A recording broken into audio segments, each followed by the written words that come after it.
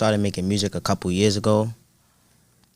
Basically, I was doing it with my friends and shit in lunchroom. C Blu is a promising up-and-coming artist based out of the Bronx who had only just started to release music and work his way up the industry food chain. And something happened that nearly wound up costing him everything. In early 2022, C Blu was accused of shooting a cop during a struggle over the teen's stolen weapon after he was part of what authorities are calling a disorderly crowd gathered outside a building near 3rd Avenue in New York City. Like in most cases, media attention around this arrest would wind up only elevating C Blu higher in the drill rap scene, and a record deal with Interscope would allow this young kid to post bail. Everything happens for a reason, you know. The facts always come out. Whatever happens in the dark is gonna come to the light, and that's what basically happened. But is everything as it seems in this case, and is C Blu really to blame for what happened? If you've ever wanted to discover more about this teenager's come up and hear the true story behind his altercation with the authorities, then keep watching our newest episode of Before They're Famous to find out. But before we get into all the details, please remember to like, subscribe, and turn on your notifications to make sure you never miss a single episode. And without further ado, let's get right into today's story. C Blu was born Carmen Williams in New York City sometime in 2005. This Bronx kid grew up smart, and he says he used to dedicate himself to his education in his early years. Facts, yeah, I bet school shit still facts. Word. You gotta be smart and shit. Can't just be a dumb thing. In fact, Blu says that he was especially interested in biochemistry thanks to his love for the Matt Damon film The Martian, and was even on track to attend college to study science in greater depth. Look at Matt Damon influencing the youth. But then, two things sidetracked him. The first is when he found himself wrapped up in gang-like activities upon becoming a teenager. In fact, he's even pleaded guilty to criminal possession of a weapon for being caught with a firearm at only 14 years old. Me personally, I grew up good, you know. I had a mom that fed me, but it really depends on how you make your life, really, in the Bronx. Now, the second thing that sidetracked Blu from his education was much more positive. I'm talking, of course, about his music career. While hanging out with his friends, Blu got hooked on the tracks of rappers like Lil Pump, and soon enough, he was writing down his own lyrics about buying guns and taking on his ops in the Bronx. I mean, that's how everybody's introduction to music starts, right? Kind of want to get back at your ops, right? Maybe your ops are on the block, maybe they're at the basketball court, maybe they're at the hair salon. Everybody's got ops, you know? You don't have to be a gangster to have ops. Used to be in school, chilling with my friends and shit, making beats, making songs and shit. And one day, I was like, fuck, take this serious. After dropping songs with titles like No Ozone Part 2 and Not a Diss, all before the age of 16, Blu would then catch the eye of his old friend Kate Flock and collaborate with him on What Y'all Wanna Do and Treachy. Unfortunately, shortly thereafter, Flock would find himself arrested in December of 2021 for allegedly shooting a man outside of a Manhattan barbershop. About a month prior to that, Blu had stopped attending in-person classes and began homeschool, after his fame had become too much of a distraction for both himself and the other kids at his original high school. I gotta say, that's like the rap version of getting drafted into the NBA as a high school kid, you know? You can't even go to class because you're so famous. I don't know.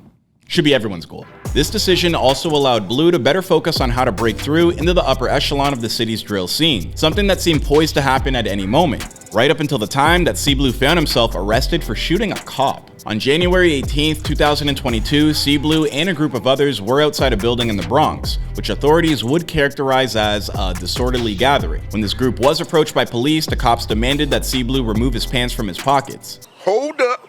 Wait a minute.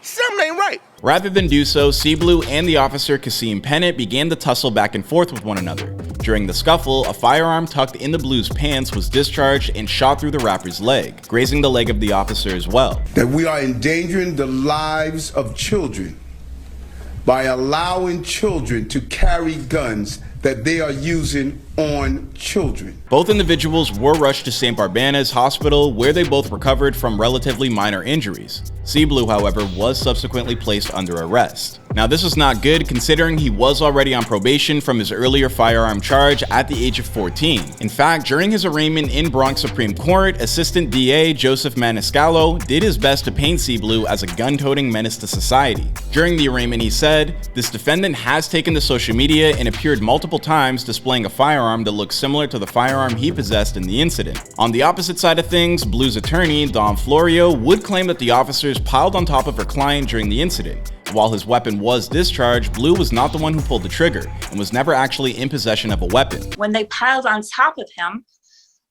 he became a victim because the gun went off and he was shot in the groin. And when he was shot in the groin, that same bullet went out through his thigh, and that same bullet grazed the police officer in his leg. She even took things a step further by insinuating that Blu was targeted simply because he was well on his way to becoming a popular rapper. And she further claimed that C Blu's original arrest at 14 was improper because the weapon was found unloaded and only being used for filming a music video. An initial attempted murder charge was eventually downgraded to criminal possession of a weapon, second-degree assault, and other weapons-related charges, all of which C Blu would plead not guilty to. Bronx Supreme Court Justice Dennis Boyle would then set Blu's bond at $2,500,000. Yeah, $250,000, which he was able to afford thanks to signing a deal with Interscope Records just weeks before this all went down. This turnabout greatly upset many high-up officials, perhaps none more so than the mayor of New York City, Eric Adams, who condemned Blu's ability to post bail, stating that New Yorkers should all be outraged that a repeat offender accused of shooting a police officer is today walking free on bond, because judges are precluded from even considering danger to the community, like every other state and our federal courts. It is further proof that our system is failing us. Well, if he wasn't happy about Blu posting bail, I can only imagine how he feels about what came next. The authorities' case really began to fall apart in March of 2022. That's when Bronx Supreme Court Justice Natalia Samaj was assigned to the case, after it was transformed from audit court to family court due to Blu's young age. And this judge wound up seeing things very differently from her predecessor. She took the authorities to task for Blu's arrest, calling their accusations and testimony both unreliable and self-serving. She also cast doubt on the legality of the original search of this teenage artist by suggesting that Blu did everything he could to comply with the officer's demands at the time of the arrest. By May of 2022, all charges against Blu had officially been dropped, and the city was prevented from prosecuting him any further. And while this would be seen as justice to many, others were far less inclined to look at it that way. A statement released to the media by the New York Law Department would read in part, "Just because the city cannot persecute does not mean the individual should not have been carrying an illegal weapon. A weapon that contributed to both him and an officer being shot." As for C Blu, well, as you can probably imagine, he and his representation were thrilled at the outcome. In fact, he'd soon hop on the TikTok to post a video that got his point across without even uttering a single word. Pursuant to family court law, Blu's case was then sealed and further prosecution is no longer possible. Since then, Blu has gone on to release a string of new hit singles with titles like Fresh Home, Stop Dissing, and Drip. He's currently deep into recording his debut EP, and his hope at this still early stage in his career is that he'll be able to earn enough money in the near future to move his mom from out of the hood, where he spent his entire life up until this point. Now, will he be able to achieve this goal? Well, we're gonna have to wait and see. I mean, after all, this is before they were famous. Thank you everybody for watching, and please take a moment to leave your thoughts on what went down with C Blu and the New York City legal system in the comment section down below. And once you're finished with that, don't forget to like, subscribe, and turn on your notifications. If you'd like to check out other entries in the series, be sure to check out our recent looks into the come up of Larry June, Ice Spice, and Swarms. My name is Clyde Smith, and I will see you guys in another video. Got my salute right. Let's go.